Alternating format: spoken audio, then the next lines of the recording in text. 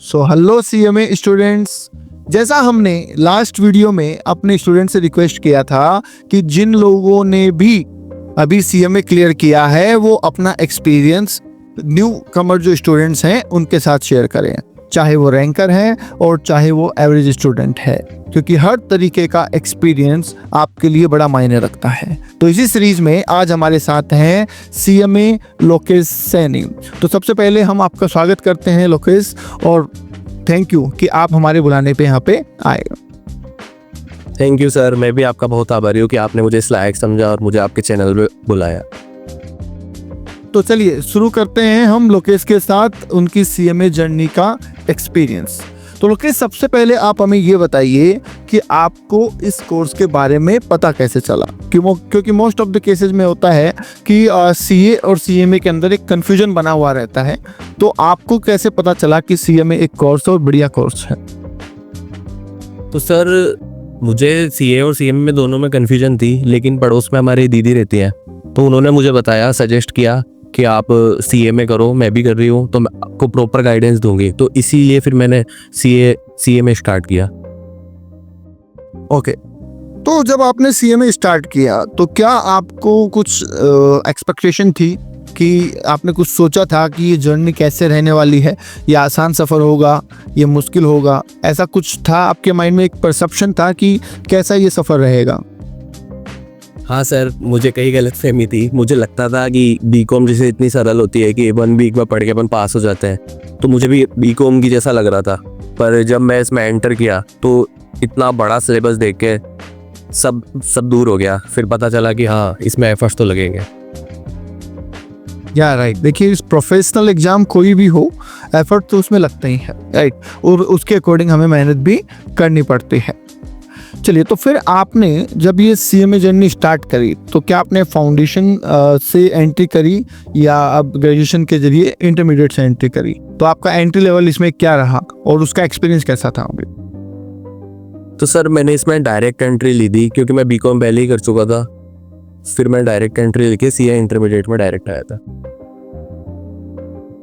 तो CMA intermediate की अगर हम बात करें तो जैसे हम जानते हैं कि भाई 2 ग्रुप में कोर्स डिवाइडेड है। तो हमारे पास बहुत सारे स्टूडेंट जो न्यू एडमिशन लेते हैं तो उनका एक सवाल रहता है कि सर मुझे एक ग्रुप करके एग्जाम देना चाहिए, मुझे बोथ ग्रुप करके एग्जाम देना चाहिए, कौन सा ग्रुप इजी है, कौन सा ग्रुप टफ है? तो देखिए, कौन सा एक ग्रुप देना चाहिए, 2 ग्रुप देना चाहिए, तो हम बहुत बार बता चुके हैं बच्चों को। इसका जवाब तो हमारे पास भी होता है और हम बता देते हैं, पर इजी टफ का जवाब हमारे पास नहीं होता है। तो आपको क्या लगा, ग्रुप 1 इजी है या ग्रुप 2 इजी है इंटरमीडिएट के लिए? सर, मुझे तो ग्रुप सेकंड इजी लगा। ग्रुप 1 मुझे हार्ड लगा, उसमें मुझे बहुत एफर्ट्स लगाने पड़े, लेकिन ग्रुप सेकंड इजीली निकल गया था। ओके, और जैसे मुझे पता है कि आप तो जब आए थे तो आपने कहा था कि मैं हिंदी मीडियम से हूँ, तो आपने जो एग्ज़ाम दिया वो हिंदी मीडियम से दिया या इंग्लिश मीडियम से दिया? और आपको क्या इसमें कोई लैंग्वेज को लेकर दिक्कत आई? क्योंकि बहुत सारे स्टूडेंट को ये जरूर रहता है जो हिंदी मीडियम से आते हैं कि सर पता नहीं हम इसमें कोप अप कर पाएंगे या नहीं कर पाएंगे। तो आपने कैसे अपने मीडियम को हैंडल किया, वो एक बार आप बताइए। सर, मुझे स्टार्टिंग में बहुत कन्फ्यूजन थी कि मैं हिंदी मीडियम से एग्ज़ाम दूँ या इंग्लिश मीडियम से एग्ज़ाम दूँ, लेकिन फिर मैंने आपसे बात करी, आपने सजेस्ट किया कि इंग्लिश मीडियम सही है। फिर मुझे डर तो रहता था कि मैं कैसे एग्ज़ाम लिखूंगा, क्या मुझे कुछ समझ में आएगा नहीं आएगा, पर फिर मैंने धीरे धीरे चीज़ें पढ़ी, मुझे समझ में आई। फिर मैंने उनकी प्रैक्टिस भी करी। प्रैक्टिस मेरे को करनी पड़ी थी सर, लेकिन हाँ, हो गया। फिर मैंने मॉक टेस्ट दिए, फिर मेरे को और कॉन्फिडेंस आया। फिर मैंने मेरी जर्नी फिर इंग्लिश मीडियम से ही करी। मतलब आपने जो एग्ज़ाम दिए वो सारे इंग्लिश मीडियम से दिया? ओके, तो देखिए, हाँ, ये बिल्कुल ठीक कह रहे हैं कि कोशिश आपको ज़रूर करनी पड़ेगी। एफर्ट्स आपके compare to the normal student थोड़े ज़्यादा हो सकते हैं, बट लैंग्वेज कोई बैरियर नहीं है यहाँ पे, ठीक है? तो अब एक चीज़ ये बताइए, चलिए, कि आपने ये बता दिया कि एक ग्रुप देना चाहिए, 2 ग्रुप देना चाहिए, ईजी क्या है, हिंदी मीडियम, इंग्लिश मीडियम, ये तो सारी बातें हो चुकी हैं। आपने जब इसको प्रिपरेशन करी इंटरमीडिएट की, तो आपके लिए बिगेस्ट चैलेंज क्या था? मतलब आपको क्या दिक्कतें इसमें फेस करनी पड़ी और साथ में उन दिक्कतों का सॉल्यूशन क्या रहा, ये आप बताइए। सर, मेरे लिए सबसे बड़ी दिक्कत तो कंसिस्टेंट रहना थी, क्योंकि बीकॉम में तो ऐसे था कि 1 वीक पढ़ा, बस हो गया, पास दे दिए, एग्ज़ाम दे दिए। लेकिन फिर मेरे को सीए में इंटरमीडिएट में तो कंसिस्टेंट रहना पड़ता था और पढ़ना पड़ता था, तो मुझे वो चैलेंज रहा। और मैं ओवर थिंकिंग बहुत ज़्यादा करता था कि मेरा क्या होगा, मेरा फ्यूचर सेट होगा नहीं होगा, मैं पेपर में पास कर पाऊँगा या मुझे पैनिक कर दूँगा। तो बहुत सारी चीज़ें थी सर, लेकिन ये दो चीज़ें ऐसी थी, मेरे को बहुत ज़्यादा चैलेंज करना पड़ा इन लोगों को। देखिए, ओवर थिंकिंग तो आजकल सबकी ही समस्या है, चाहे वो स्टूडेंट है, चाहे वो जॉब में है, चाहे कहीं भी है। और ये कोई सफ़र सिर्फ पढ़ाई तक का नहीं है, आगे भी आप जॉब में भी जाएंगे तो वहाँ पे भी आपको आई थिंक ओवर थिंकिंग से तो बचना ही चाहिए, राइट? ओके, तो चलिए ठीक है। इंटरमीडिएट में आपका रिजल्ट रहा, आपने इंटरमीडिएट क्लियर किया। अब बात कर लेते हैं थोड़ी सी फाइनल की। फाइनल में ट्रेनिंग का आपका क्या सीन था? आपने ट्रेनिंग कहाँ से की? आपने फिजिकल किया, आपने कुछ डमी ट्रेनिंग करी, क्या किया आपने? ट्रेनिंग का आपने कहाँ से एक्सपीरियंस लिया? सर मैंने ट्रेनिंग तो फुल 15 महीने की फुल ट्रेनिंग की थी मैंने, डमी नहीं लगाया। और फिर ट्रेनिंग के साथ सर मेरे को स्टडी मेंटेन करने में बहुत प्रॉब्लम होती थी, तो मुझे तो सबने बोला था कि बहुत ग्रुप देना, पर मैंने मेरी कैपेसिटी के अकॉर्डिंग मैंने सिंगल ग्रुप एग्ज़ाम दिए थे और ट्रेनिंग के दौरान भी मैं पढ़ता रहा। तो सिंगल ग्रुप देना चाहिए, दिया आपने, राइट, फाइनल में। तो देखिए, ये बिल्कुल मैं भी इस पे एक पॉइंट ऐड कर देता हूँ कि बहुत सारे स्टूडेंट ये पूछते हैं कि सर मैं सिंगल ग्रुप दूं या डबल ग्रुप दूं। हम यही कहते हैं कि वैसे तो बोथ ग्रुप देने के कुछ बेनिफिट है, पर subject to your own competencies. आप अपनी कैपेबिलिटी को देखिए, आपका सीटिंग पावर कितना है, आपका कैचिंग पावर कितना, उसके हिसाब से चलिए। दूसरों की बराबरी करने की कोई ज़रूरत नहीं है, जैसा आपको सुटेबल लगता है वैसा करें, ठीक है? तो ट्रेनिंग में आपको क्या क्या सीखने को मिला ऐसा जो कि आपको लगता है कि हाँ अब मेरे जॉब में ये काम आएगा? क्योंकि उससे बच्चों को पता चलेगा कि ट्रेनिंग करना कितना ज़रूरी है। सर अगर अपन को प्रोफेशन की एकदम क्लियरिटी चाहिए कि इस प्रोफेशन में ये सब होता है, तो ट्रेनिंग तो करनी ही मस्ट है। प्रोफेशन की बेटर क्लियरिटी आती है ना? और जो थ्योरेटिकल चीज़ है उनको प्रैक्टिकल करने में बहुत मज़ा आता है और एकदम क्रिस्टल क्लियर हो जाते हैं सारे कॉन्सेप्ट, इसलिए ट्रेनिंग करना ज़रूरी है। तो आपने जो ट्रेनिंग में सीखा, ठीक है, चाहे वो रिटर्न फाइलिंग होगा, चाहे वो ऑडिट होगा, चाहे अकाउंटिंग होगा, क्या उस काम ने आपको फाइनल के एग्जाम में भी हेल्प करी? ऐसा होता है कई बार कि जो हम प्रैक्टिकली सीखते हैं तो एग्जाम में भी वैसे ही क्वेश्चन आ गया। सपोज आपने टैक्स ऑडिट करी और एग्जाम में भी टैक्स ऑडिट से रिलेटेड कोई क्वेश्चन आ गया, ठीक है? आपने कॉस्ट ऑडिट करी प्रैक्टिकली और एग्जाम में तो कॉस्ट ऑडिट आता ही है। तो क्या ऐसा भी कुछ हुआ कि जो प्रैक्टिकल आपने ऑफिस में सीखा उससे आपको एग्जाम में भी मार्क्स गेन करने में भी हेल्प मिली? हाँ सर, ऐसा हुआ मेरे साथ। कॉस्ट ऑडिट में भी हुआ, टैक्सेशन में भी हुआ, इनडायरेक्ट टैक्स में भी हुआ। यस, तो देखिए ऐसा है, ट्रेनिंग जो है वो आपके मेंटल लेवल को भी इम्प्रूव करती है, आपके प्रोफेशनल बिहेवियर को भी इम्प्रूव करती है। क्योंकि देखिए आप बहुत बार हम देखते हैं कि कई स्टूडेंट आते हैं कि सर मुझे ट्रेनिंग करनी है, हम उनको कई ऑफिसेज में भेज देते हैं। ये मैं आउट ऑफ द बॉक्स बात बता रहा हूँ। तो सर जब वो बच्चा वहाँ जाता है तो कहता है कि सर मैं वहाँ गया था और वहाँ पे तो कोई काम ही नहीं है। क्यों काम नहीं है?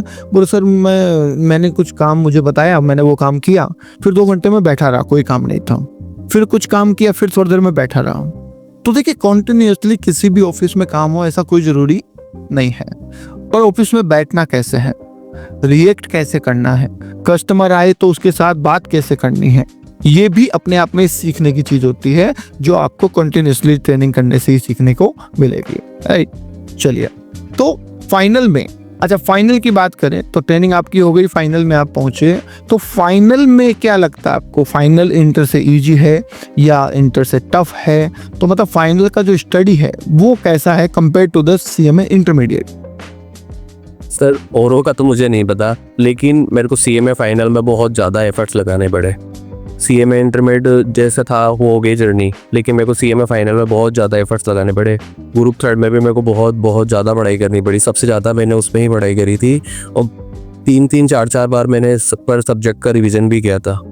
और ग्रुप फोर में तो सर ऐसे था कि ट्रेनिंग ख़त्म होते होते फिर मेरे पास 2 महीने ही बचे थे। फिर आपसे मिला मैं, फिर आपने सजेस्ट किया कि जो भी है जितनी भी तैयारी करो।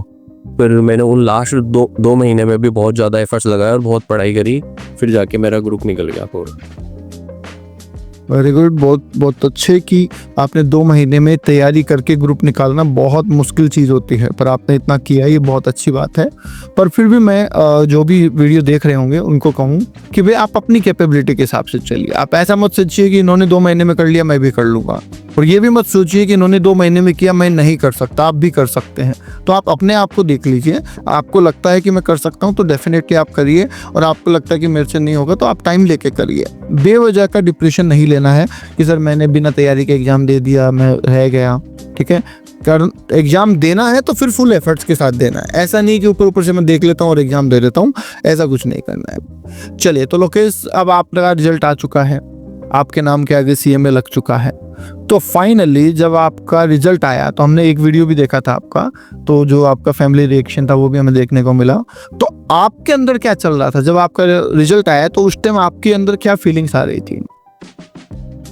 सर रिजल्ट आया, मैं बहुत बहुत ज़्यादा खुश था, क्योंकि मैं चाहता था कि मेरे फैमिली वाले मुझसे ना कुछ एक्सपेक्टेशन रखते हैं, तो उस एक्सपेक्टेशन को मैं पूरा करूं। और उन्होंने जितना भी मुझ पे जितने भी पैसे खर्च किए, जितना भी समय दिया मुझे, तो उस समय को मैं अच्छे से यूटिलाइज़ कर पाया। मुझे इस बात की बहुत खुशी हुई, मैंने मेरा समय बर्बाद नहीं किया। मेरे फैमिली वाले बहुत खुश थे, पूरे दिन हमने सब पार्टी वार्टी करी, सारे दोस्त सब आए, सब खुश थे। ओके, तो यस, बिल्कुल खुशी की बात तो है ही। अगर आपको सक्सेस मिलती है तो सबसे ज़्यादा खुश होने वालों में आपकी फैमिली ही होती है। तो प्री रिजल्ट और आफ्टर रिजल्ट लाइफ में क्या आपको डिफरेंस लगता है? सर डिफरेंस तो बहुत ज़्यादा है प्री रिजल्ट और आफ्टर रिजल्ट में। आफ्टर रिजल्ट में जो आपको अड़ोस पड़ोसी है वो जानते हैं, बस वो आपको थोड़ी इज्जत देने लग जाते हैं, घर वाले आपकी इज्जत और ज़्यादा करने लग जाते हैं, आपकी बातें सुनते हैं, आपको थोड़ा मानते हैं कि हाँ कुछ तो किया है इसने। तो डिफरेंस तो बहुत है। बिल्कुल है। देखिए, प्रोफेशनल कोर्स का जो नाम है वो ऐसे ही नहीं है, उसकी वैल्यू है डेफिनेटली, राइट? तो बिल्कुल, ये तो बहुत अच्छी बात है। अब बात आती है सर प्लेसमेंट की।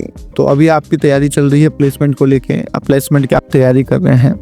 तो एक सवाल मेरे मन में, ये मेरा पर्सनल सवाल है कि जो लोग CMA बन जाते हैं और रिजल्ट आ जाता है बच्चों का, फिर वो प्लेसमेंट की तैयारी करते हैं, तो क्या ऐसा नहीं होना चाहिए कि जिस दिन आपने कोर्स ज्वाइन किया, वेदर चाहे आप फाउंडेशन में ही क्यों ना हो, मुझे ऐसा लगता है पर्सनली, आपको तभी से प्लेसमेंट की तैयारी करनी चाहिए, मुझे ऐसा लगता है। वाई? कि हम फाइनल का रिजल्ट आने के बाद, पास होने के बाद तैयारी करते हैं, क्योंकि हाँ बहुत सारे स्टूडेंट इसमें ये कहते हैं कि सर श्योरिटी थोड़ी ये बन जाएंगे। अरे श्योरिटी है, हमने कोर्स ज्वाइन किया है, हम मेहनत करेंगे तो बन तो जाएंगे, थोड़ा आगे पीछे हो सकता है, बट अगर हम स्टार्टिंग से ही तैयारी करें अपने कम्युनिकेशन स्किल की, तो क्या आपको लगता है कि वो ज़्यादा बेटर हो पाएगा? क्योंकि बनने के बाद हर एक मोमेंट कीमती है। अगर हम 1 महीना लगा रहे हैं तैयारी में, तो वो 1 महीने हमारी जॉब डिले हो रही है। तो क्यों ऐसा नहीं कर सकते हम? आगे वाले जो स्टूडेंट है, जो अभी फाउंडेशन में है, इंटर में है, तो क्या ये लोग ऐसा नहीं कर सकते कि ये आज से ही अपनी कम्युनिकेशन वगैरह स्किल वगैरह इंप्रूव करना स्टार्ट करें, ताकि रिजल्ट आते ही ये प्लेसमेंट के लिए ऑलरेडी रेडी हो? तो क्या आपको क्या लगता है, ये सही है या फिर बनने के बाद ही ठीक है? सर मेरा पर्सनली तो ओपिनियन यही है कि स्टार्टिंग से ही सब रहे तो सही रहता है। एकदम आपको कॉन्फिडेंस आता है, आपके अंदर कॉन्फिडेंस बिल्ड होता है, आपको डर नहीं रहता बिल्कुल भी कि जो सब होता है। और प्लेसमेंट में भी सब नॉर्मली क्वेश्चंस होते हैं, आपके कोर्स के रिलेटेड ही सब पूछते हैं, तो आपको बेटर क्लियरिटी रहती है एकदम। और आप प्रैक्टिकल ट्रेनिंग 15 मंथ की करते हो, तो उसमें सब पता रहता ही है अपन को सब, तो अपन को बेटर रहता है कि अपन स्टार्टिंग से ही करें, क्योंकि रिजल्ट तो किसी का भी कुछ नहीं पता, कुछ भी हो सकता है। तो अपन तो लेकिन ये लेके सोचते हैं ना कि हाँ हमने चालू किया है तो हम ख़त्म भी करेंगे, तो स्टार्टिंग से ही करना चाहिए मेरे अकॉर्डिंग में।